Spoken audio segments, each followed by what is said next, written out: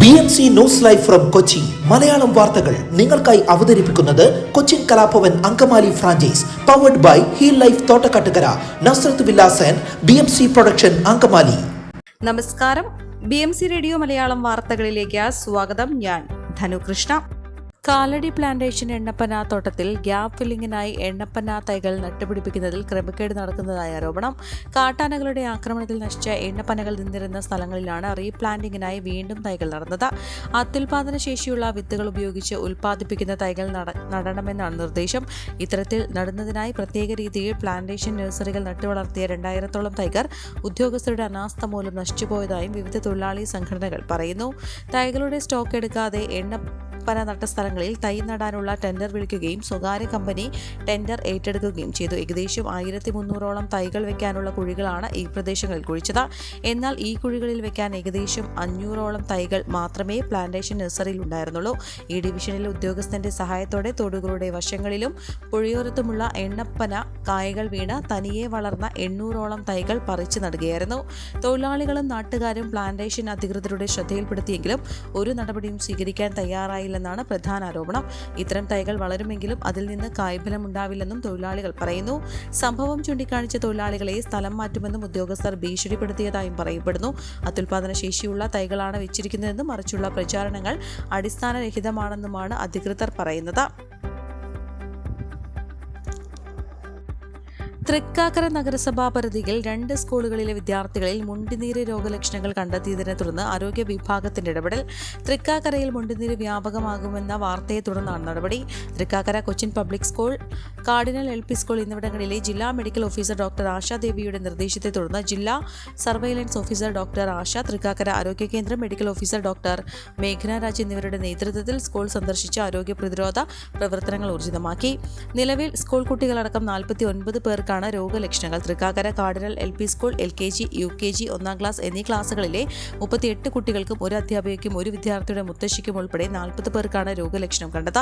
Thrikkakara Cochin public സ്കൂളിൽ UKGയിൽ 8 വിദ്യാർത്ഥികൾക്കും ഒരു അധ്യാപികയ്ക്കും ഉൾപ്പെടെ 9 പേർക്കാണ് രോഗം സ്ഥിരീകരിച്ചത്. സ്കൂൾ വിദ്യാർത്ഥികൾ, അധ്യാപകർ, PT അംഗങ്ങൾ എന്നിവർക്ക് ബോധവൽക്കരണ ക്ലാസ് സംഘടിപ്പിച്ചു. രോഗലക്ഷണങ്ങളുള്ളവർ രോഗം മാറുന്നതുവരെ സ്കൂളിൽ വരരുതെന്നും കർശന നിർദ്ദേശം നൽകി. രോഗം റിപ്പോർട്ട് ചെയ്ത 2 സ്കൂളുകളിലും ഭാവിയിൽ അഡ്മിഷൻ എടുക്കുമ്പോൾ വാക്സിനേഷൻ സ്റ്റാറ്റസ് പരിശോധിക്കണമെന്നും ആരോഗ്യ വിഭാഗം ഉറപ്പു നൽകി.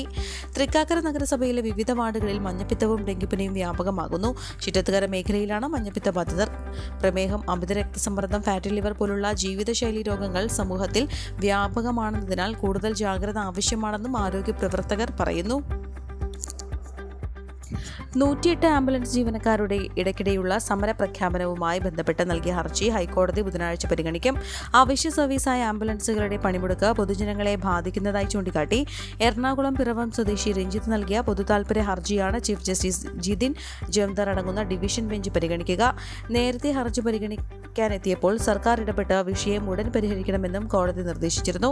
ഒക്ടോബർ 30 മുതൽ നവംബർ 5 വരെ സർവീസ് പൂർണ്ണമായും നിർത്തിവെച്ച് 108 ആംബുലൻസ് ജീവനക്കാർ സമരം നടത്തിയതായും ഹർജിയിൽ പറയുന്നു. കൃത്യസമയത്ത് ആംബുലൻസ് ലഭിക്കാതെ 2 പേർ മരിച്ചു. ഹർജി പരിഗണിച്ച ആദ്യ ദിവസം സമരം സംബന്ധിച്ച് വിശദീകരണം തേടാൻ സമയം തേടിയ സർക്കാർ ഒരു ദിവസം മാത്രമാണ് സമരം നടന്നതെന്നായിരുന്നു 2ാം തവണ കോടതി അറിയിച്ചത്.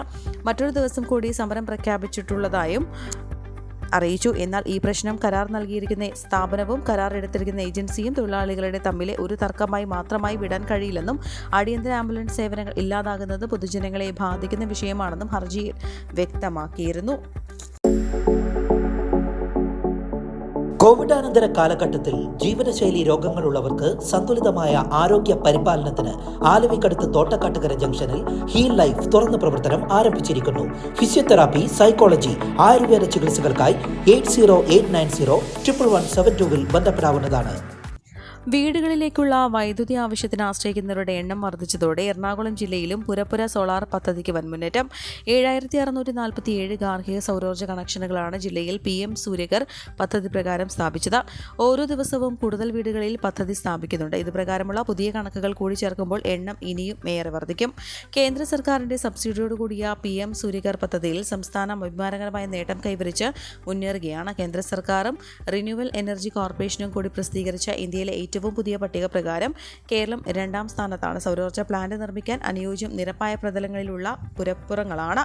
ചരിഞ്ഞ പ്രതലങ്ങളിലുള്ള പുരപ്പുറങ്ങൾ ഉപയോഗിക്കുമ്പോൾ സ്റ്റാൻഡുകൾക്കും ഫാബ്രിക്കേഷനുകൾക്കും അധിക ചെലവ് വേണ്ടിവരും. തെക്കൻ ചായ്വിൽ നിന്നുള്ള വെയിൽ ലഭിക്കുന്നതിന് 10 ഡിഗ്രി തെക്കോട്ട് ചായ്ച്ചാണ് സോളാർ പ്ലാന്റും സ്ഥാപിക്കുന്നത്.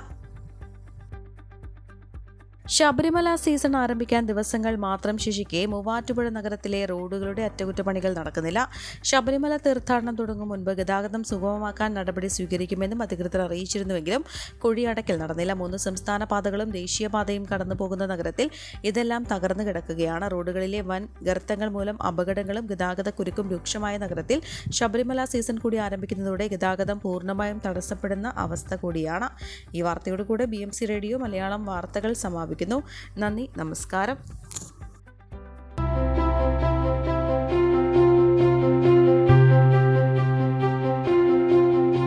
അങ്കമാലി പ്രദേശത്തെ കലാവിദ്യാർത്ഥികൾക്ക് സുവർണ അവസരം.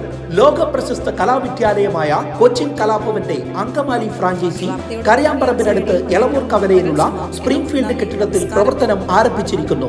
Classical dance, cinematic dance, Carnatic music, Zumba dance എന്നീ വിഷയങ്ങളിൽ പ്രഗത്ഭരായ അധ്യാപകർ ക്ലാസുകൾ നയിക്കുന്നു. കൂടുതൽ വിവരങ്ങൾക്ക് ബന്ധപ്പെടുക 9995208614.